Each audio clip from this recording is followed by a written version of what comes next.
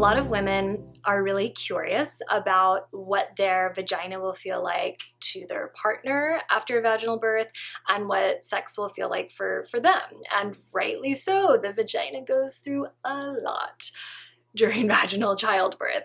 So the changes. The vagina probably will be wider after childbirth. That's understandable. After all, an entire head and body goes through it. It'll be a bit wider, but doing Kegels, which I'll get to, strengthening that pelvic floor will help the vagina tighten up.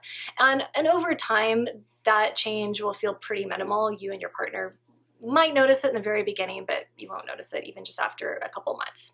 The other thing that might happen to the vagina is because of shifts in hormones, it might be a bit dry at first, but as your hormones settle down, get back to normal, you'll be able to produce natural lubrication again. So those are the main physical components that might change in your vagina. But something else, something that I feel like can impact your sex life even more than what the vagina is doing is what's going on in your mind and possibly what's going on in your partner's mind. Because after you have a baby, not surprisingly, your mind shifts into parent mode, and some people start thinking of themselves as less of a physical being and just like full-on parent. And it can be hard to reconcile these two identities, like sexual being, parent. They feel like the almost like antithesis of one another, but they don't have to. They don't have to. There's a way to find your way back to a steamy sexual connection with your partner and with yourself, right? Because you want to feel sexy. That's a huge part of what allows women and men, I'm sure, to enjoy sex. Okay, so what to do? So Kegels are your friend. They, again, will help to tighten up and strengthen that pelvic floor to kind of lift it up, and it'll help to tighten the muscles surrounding the vagina, making the vagina feel tighter.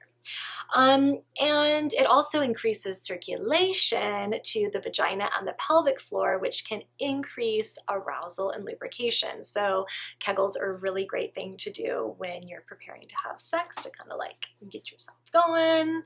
Okay, so to do Kegels, you identify the pelvic floor by stopping the stream of urine when you're peeing. And that'll help you discover like what that kind of motion feels like and where those pelvic floor muscles are. And then let the stream go. You don't want to hold your pee too long.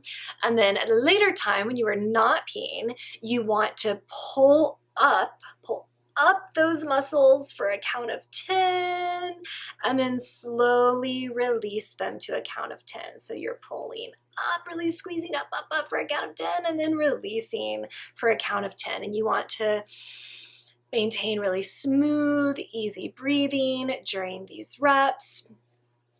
Inhaling as you pull up and tighten. Slowly exhaling as you release those muscles. So this kind of like plays double duty. You're strengthening the pelvic floor, increasing arousal and lubrication, and you're helping to soothe your mind, soothe your anxiety with that deep breathing. Next, use lube if you need it. If you are experiencing a dry vagina in the beginning, there ain't no shame in getting some organic lube. And remembering that your hormones will settle down, you will once again develop natural lubrication. But for now, do yourself a favor and get some lube. Okay, get creative with your positions during sex. So the temporary changes in your vagina could make positions that used to feel amazing actually feel painful, and positions that you never really tried before, didn't think you would like, actually feel really great. So go into sex with a lot of curiosity and try different things out until you find those positions that feel good. And something else that's important to do is let your partner know that you're going to lead the way. Let them know that you know the vagina is sensitive and it went through a lot of changes, and so you need to be the one to kind of figure out what positions work. And I think that is a really empowering experience. Okay, consider amping up foreplay in the beginning. Regardless of the positions and the amount of lube that you use, sex might just not feel very good. So as your vagina is adjusting to its new normal, go ahead and go back to like oral sex, foreplay, fondling, and remembering that sex will eventually feel good again, but all the other fun stuff can keep that sexual connection alive while you wait for the vagina to heal and while you wait for yourself to feel more comfortable with sex.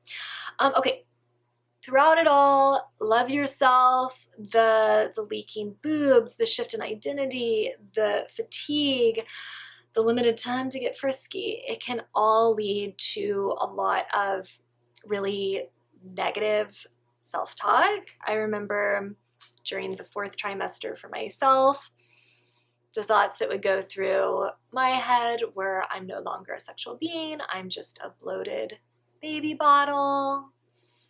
My vagina is probably disgusting, but I don't want to look. Why am I so sticky?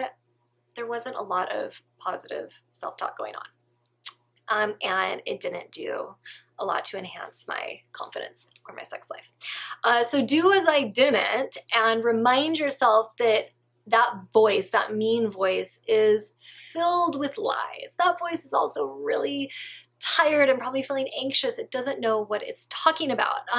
So instead of allowing yourself to go down that rabbit hole of damaging thoughts, be really gentle with yourself, continually coming back to the knowingness that things will settle down. You will reconnect with your sexuality, your sense of self again, and to just go slow. Like, sure, you know, kind of push yourself to have sex or be sexual every now and then, just to kind of keep that connection alive.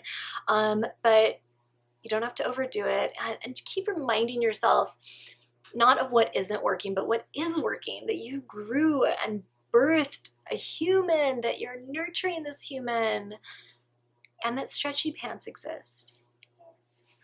Okay, if you have any questions about this or anything else about pregnancy, childbirth, early motherhood, go ahead and let me know in the comments below.